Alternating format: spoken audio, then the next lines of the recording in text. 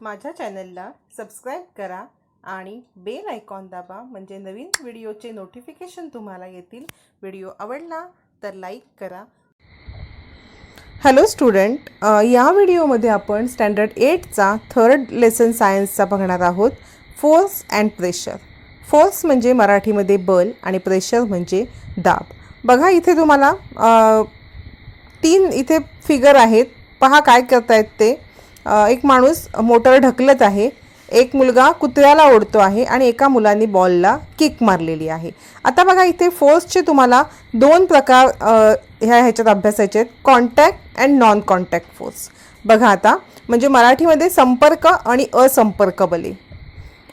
In figure 3.1 a car moving in toward direction when a man applied force from behind.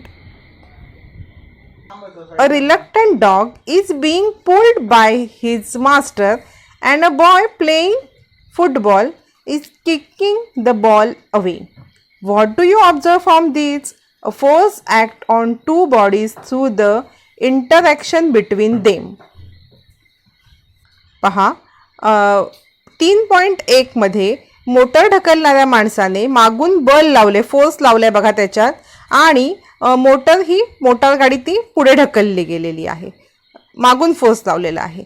दुसरा बघा एक नाखुश म्हणजे ज्याला जायचं नाही असा एक डॉग आहे, त्याला तो एक मुलगा कुत्र्याला ओढत आहे, आणि तिसऱ्या ह्याच्यामध्ये फुटबॉल खेळणारा मुलगा पायाने फुटबॉलला किक मारत आहे।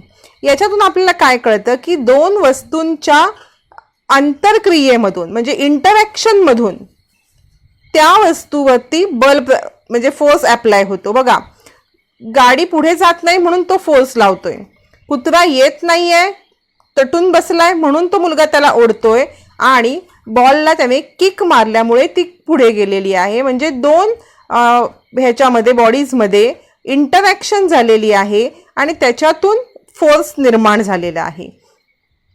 बघा पुढे आहे 3.2 बघा। As seen in figure 3.2, iron nail get attracted to the pole of a magnet due to magnetic force. बघा इथे काय झालेलं आहे, कोणी कोणाला ओढलेलं आहे का, असं इंटरॅक्शन झालेली का दोन बॉडींची, तर नाही, आपोआप ते जे आयनचे पोल्स आहेत आयनचे नेल्स आहेत ते मॅग्नेटच्या पोलकडे अट्रॅक्ट झालेले आहेत। इथे कोणत्याही दोन बॉडींचा परस्पर इंटरॅक्शन झालेलं नाहीये पहा। तसंच एक दुसरं पुढे एक्झाम्पल बघा। A coconut is falling from a coconut tree, object are attracted to earth due to the force of gravity, when a comb get rub against hair, small piece of paper kept on a table get attracted to the कोम।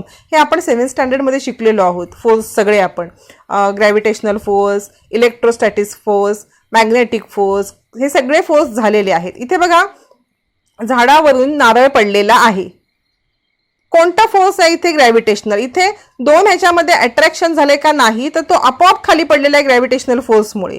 आणि तिसऱ्या ह्याच्यामध्ये बघा कंगवा आपण हा घासून त्याच्या टेबलवरती जे कागदाचे तुकडे आहेत त्याच्याकडे आपोआप अट्रॅक्ट झालेले आहेत। पहा 3.1 मध्ये वस्तूंचा एकमेकांशी थेट संपर्क आलेला आहे। पहा एका वस्तूमार्फत दुसऱ्या वस्तूला फोर्स लावला गेलाय, एका वस्तूनी दुसऱ्या म्हणजे एका बॉडीनी दुसऱ्या बॉडीला फोर्स अप्लाय केलेला आहे, पण आकृती 3 मध्ये आणि ह्या ज्या इंटरॅक्शन झालेली आहे ह्या बलाला म्हणायचं कॉन्टॅक्ट फोर्स। 3.1 मध्ये दोन बॉडींचा एकमेकाशी कॉन्टॅक्ट आल्याने फोर्स झालेला आहे तयार, त्याला म्हणायचं कॉन्टॅक्ट फोर्स। आणि 3.2 मध्ये बघा दोन वस्तूमध्ये कोणताही कॉन्टॅक्ट आला नाही तरी सुद्धा फोर्स अप्लाय झालेला आहे, अशा फोर्सला म्हणायचं नॉन कॉन्टॅक्ट फोर्स। हे 3 आहेत, नॉन कॉन्टॅक्ट फोर्स आणि हे आहेत कॉन्टॅक्ट फोर्स। बघा बेसिक फरक आहे, तुम्ही लक्षात घ्या, मी तुम्हाला उदाहरणासकट समजून सांगण्याचा प्रयत्न केलेला आहे। पुढे बघूया। पहा इथे अजून muscular force is a example of contact force, म्हणजे मस्क्युलर फोर्स स्नायुबल मराठीत म्हणतात त्याला, हे सुद्धा एक कॉन्टॅक्ट फोर्सचं उदाहरण आहे। तसेच बघा म्हणजे आपण काय करतो, when a muscular force is an example of contact force is applied to the object with the help of muscles.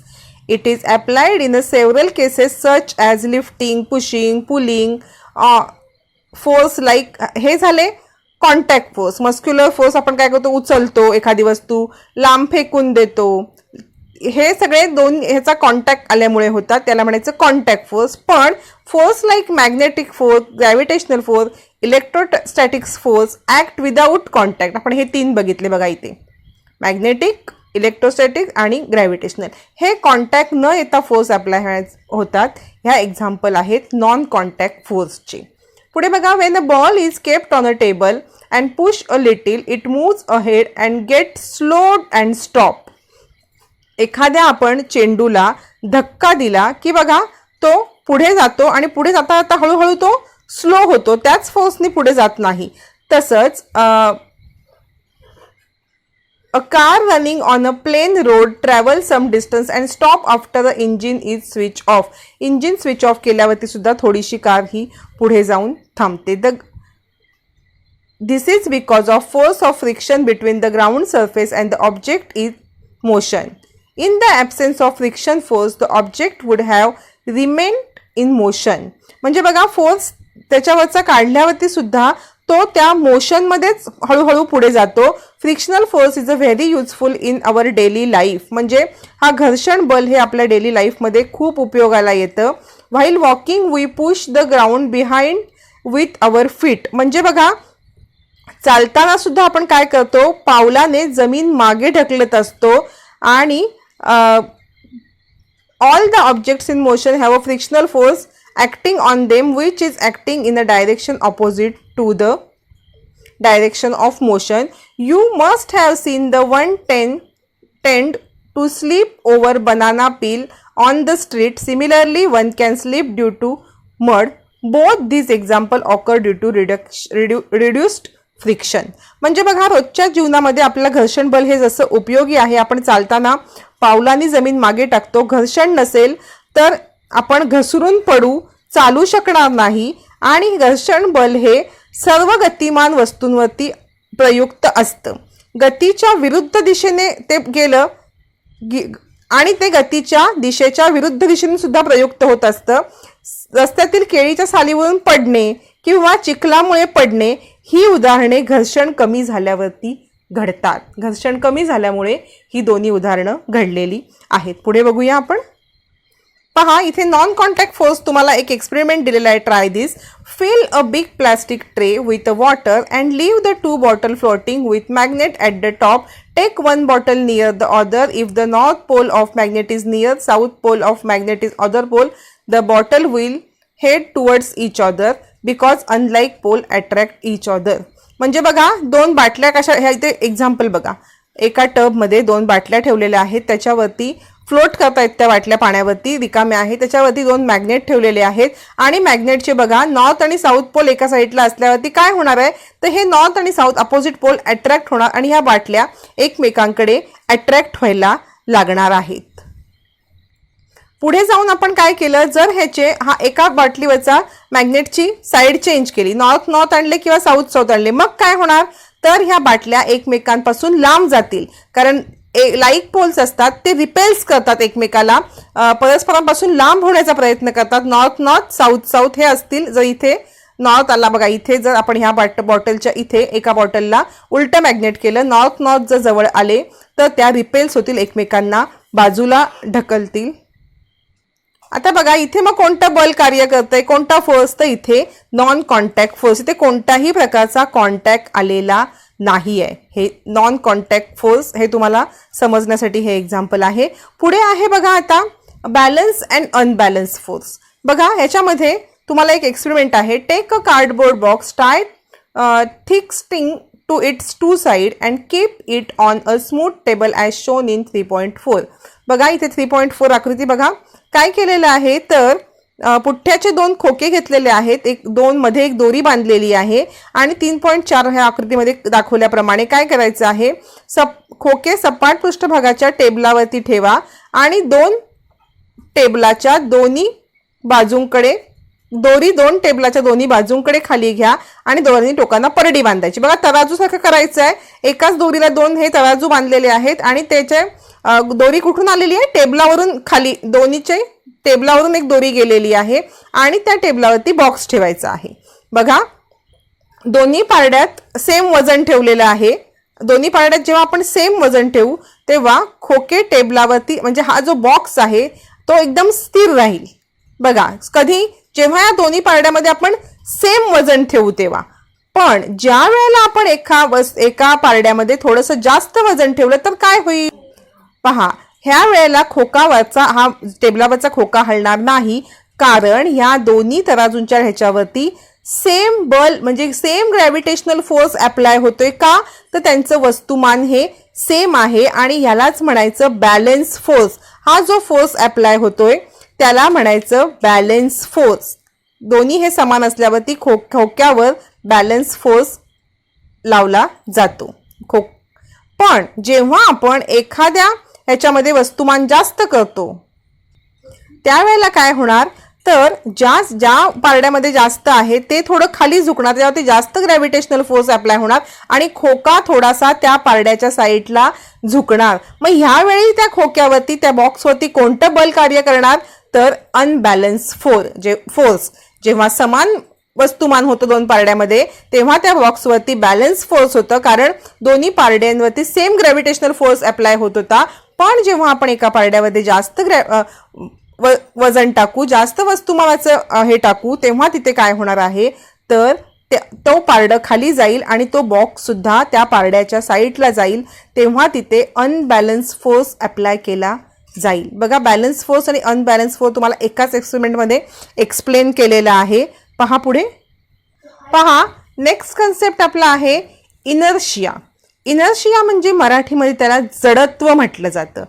We have seen that an object changes its state of a motion due to force.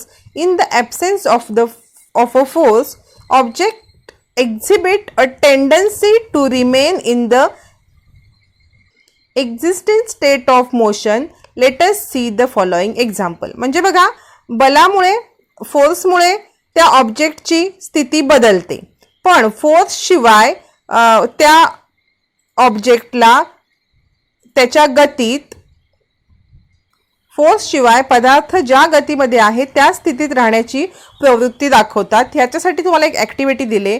Take a post card and keep it on a glass. Kept 5 rupees coin on it. Now skillfully push the card. The coin straight away fall in the glass. How you ever done this? म्हणजे बघा एक काचेचा पेल्यावरती post card ठेवायचं आहे, त्याच्यावर 5चं coin ठेवायचं आहे आणि पोस्ट कार्डला टिचकी मारायची आहे. काय होणार ते कॉईन सरळ पाण्यात येऊन पडणार आहे. दुसरी ॲक्टिव्हिटी आहे hang a half kg mass of a stand with a string. Tie another string to the mass and keep it hanging. Now pull the string with jerk. म्हणजे काय करायचं एका लोखंडी स्टँडला एकाच दोरीच्या साहाय्याने एक अर्धा किलोचा तुकडा वस्तुमानाचा अर्धा किलोचा वजन लटकवायचं आहे. त्या वस्तुमानालाच दुसरा दोर 2 बांधून लटकवत ठेवायचा. आता दुसऱ्या दोऱ्याला झटका देऊन झाल्यावरती झटक्यात तो ओढायचा आहे. होतं काय की दुसरा दुरा तुटतो पण ती वजन खाली पडत नाही. पण आता तुम्ही काय करायचं सेम प्रोसेस करून दुसरा दोरा हळूच खाली ओढायचा आहे. हळूच ओढल्यावरती काय होतं तर तो वजन सुद्धा खाली येतं. पहा आता आपण पहा इथे इनर्शियाची डेफिनेशन तुम्हाला दिलेली आहे. A tendency of an object to remain in its existing state is called inertia. म्हणजे वस्तू आहे त्या गतीच्या स्थितीत राहण्याच्या त्याच्या स्टेटलाच म्हणायचं इनर्शिया. बघा टाइप्स ऑफ इनर्शिया आहे तिथे आपल्याला. फर्स्ट आहे inertia of a state of rest, inertia of motion आणि डायरेक्शनल इनर्शिया. पहिला आहे विराम अवस्थेतील जडत्व, inertia of the state of rest. An object in the state of rest cannot change its state of rest due to its inherent property. This property is called the inertia of the state of. पहा म्हणजे वस्तू काय करते विराम अवस्थेत बदल घडून शकत नाही, त्या विराम अवस्थेलाच स्टेट ऑफ रेस्ट म्हणतात. इथे एक आपल्याला एक्झाम्पल दिलेलं एक्झाम्पल एक तुम्हाला सांगते मी की बस अचानक सुरू झाल्यावरती प्रवासी मागच्या दिशेने फेकले जातात. बघा बस एकदम सुरू झाली जोरात की आपण असे थोडेसे मागे ढकललो जातो, कारण आपण त्या स्टेट ऑफ रेस्टला असतो. नेक्स्ट आहे इनर्शिया ऑफ मोशन, गतीचे जडत्व. The inherent property of an object due to which its state of motion can not change is called inertia of motion. म्हणजे वस्तूच्या ज्या स्वाभाविक गुणधर्मामुळे गतिमान अवस्थेत बदल होत नाही त्यालाच काय म्हणतात, इनर्शिया ऑफ मोशन. बघा उदाहरण तुम्हाला दिले की फॅन फिरतोय, तो बंद केल्यावरती बटन बंद केल्यावर लगेच बंद होतो का, नाही, तो बराच वेळ फिरत राहतो आणि मग बंद होतो, कारण तो गतिमान असतो. बस अचानक थांबल्यावरती सुद्धा बघा मगाशी सांगितल्याप्रमाणेच तुम्हाला. तिसरं आहे डायरेक्शनल इनर्शिया, दिशेचे जडत्व.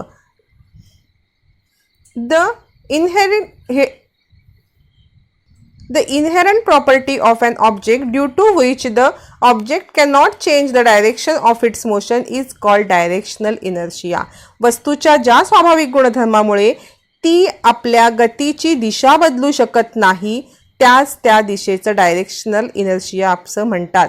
बघा वाहन एखादं गाडी सरळ रेषेत चालत असताना जर तिला वळण आलं, बघा घाटामध्ये आपली गाडी चालू आहे आणि अचानक वळण आलं तर आपण बघा एका साईडला झुकतो, ह्यालाच म्हणायचं डायरेक्शनल इनर्शिया. पहा इथे आपल्याला प्रेशर सुद्धा आहे, प्रेशर बघायचं आहे. Pressure, you must have observe the types of 2 wheeler and 4 wheeler getting pressurized. The air filling machine has a pressure indicating dial on a digital meter showing the digital reading of pressure, and the machine fill the pressure at a certain value. You are aware that a force has to be applied for filling air in the bicycle tire with the hand pump. By applying force, air pressure is increased and then the air is pushed into the tire. Are force and pressure related. म्हणजे बघा आपल्याला हवा माहिती आहे, आपण गाडीच्या चाकामध्ये हवा भरतो. हवा भरण्यासाठी आपण पेट्रोल पंपावरती गेला ती बघा यंत्र असतं, तो काटा दाखवतो, तेवढ्या प्रमाणात आपण त्याच्यामध्ये तो माणूस हवा भरतो. सायकलच्या टायरमध्ये आपण कशाने हवा भरतो, तर हात पंपाने. मग आपण हात पंपाने सायकलमध्ये हवा भरताना बल लावले आहे, किती आपल्याला फोर्स लावायला लागला आहे, हे बल लावून हवेचे दाब वाढवून ती टायरमध्ये भरली जाते. बघा मग ह्याच्यामध्ये तुम्हाला विचारलंय की फोर्स आणि प्रेशर याचं काय रिलेशन आहे. आपण ऍक्टिव्हिटी 3rd बघणार आहोत. याच्यासाठी फोर्स आणि प्रेशर याचं काय रिलेशन आहे. Take some sharp pointed nails and push them into wooden plank by hammering on the heads. म्हणजे काही टोकदार खिळे घ्यायचे आहेत, हातोडीच्या साह्याने ते लाकडी फळीत ठोकायचे. त्यालाच एक खिळा घेऊन तो खिळ्याचा म्हणजे उलटा करायचा, शार्प पॉइंटचा उलटा करायचा आणि फळीवर ठेवून वरच्या साईडने ठोकायचा. काय होईल, तो फळीत घुसेल का, नाही, तो फक्त त्या शार्प पॉइंटच्या साह्यानेच घुसेल. तसंच टाचणी सुद्धा बघा, शार्प जी टाचणीची बाजू आहे तीच टोचली जाईल कशात तरी घुसवायची असेल तर. उलट्या साईडने जाईल का डोक्याच्या साईडनी, नाही, तर उलट आपल्या अंगठ्याला इजा होण्याची शक्यता असते. बघा what does the simple experiment tell. The nail easily penetrates into wood from its pointed end. From this you will notice that when a force is applied on the head of the nail it is easily hammered it into the plank. म्हणजे बघा या साध्या प्रयोगातून काय आपल्याला समजतं, तर खिळ्याच्या टोकदार भागाकडून खिळा लाकडात सहज घुसतो. आणि एक गोष्ट लक्षात येते की फोर्स हे खिळ्याच्या डोक्याकडून लावल्यावरतीच खिळा फळीत घुसतो. डोक्यावरतीच या फोर्स केलं हेडवरतीच की शार्प पॉइंट खाली घुसतो. शार्प पॉइंटवरती आपण फोर्स अप्लाय केला तर तो खिळा प्रेशरनी खाली जात नाही. पुढे बघा इथे आपल्या त्यासाठी एक मग हे दिलेलं आहे. The force exerted perpendicularly on the unit area is called pressure. आणि आपल्याला इथे फॉर्म्युला बघा, pressure is equal to force divide by area on which the force is applied. आणि युनिट ऑफ प्रेशर दिलेला आहे बघा. The SI unit of pressure is newton N and area is measured in m square. Therefore SI unit of pressure is Newton per meter square. It is known as Pascal. In atmospheric science, the unit of pressure is a bar 1 bar is equal to 10⁵ Pascal. Pressure is a scalar quantity. बघा इथे आपल्याला एक हे दिलेलं आहे formula. पहा या व्हिडिओमध्ये आपण इथेच थांबतोय. मोठा व्हिडिओ झालेला आहे. सेकंड पार्टमध्ये उरलेल्या लेसनचं एक्सप्लेनेशन देणार आहे. आणि अजूनही तुम्ही चॅनलला सबस्क्राईब केलं नसेल तर सबस्क्राईब करा, बेल आयकॉन दाबा. तसेच व्हिडिओ आवडत असतील तर लाईक करा आणि 8th स्टँडर्डच्या मित्रमैत्रिणींसोबत शेअर करा. तसेच 8th स्टँडर्ड सायन्स किंवा मॅथ्सचे कोणतेही व्हिडिओ पाहण्यासाठी तुम्ही यूट्यूबवर गेल्यावरती सोनालीज किचन अँड क्लासरूम असं टाईप करून सर्च करा. माझा चॅनल समोर येईल. चॅनल उघडल्यावरती तुम्हाला व्हिडिओ आणि प्लेलिस्ट साईडला असेल. प्लेलिस्टवरती क्लिक केल्यावरती खाली स्क्रोल करा. तिथे 8th स्टँडर्ड मॅथ्स किंवा 8th स्टँडर्ड सायन्स असे प्लेलिस्ट ओपन करा. तसेच बाकीच्या प्लेलिस्ट पाहण्यासाठी सोपी पद्धत म्हणजे तुम्ही डिस्क्रिप्शन बॉक्स ओपन करा. या व्हिडिओच्या खाली जिथे नाव आहे त्याच्या बाजूला डिस्क्रिप्शन बॉक्स आहे तो ओपन केला. तिथे क्लिक केलात त्रिकोण असतो तिथे क्लिक करा आणि तुम्हाला खाली स्क्रोल केल्यावरती लिंक मिळतील. नक्की पहा.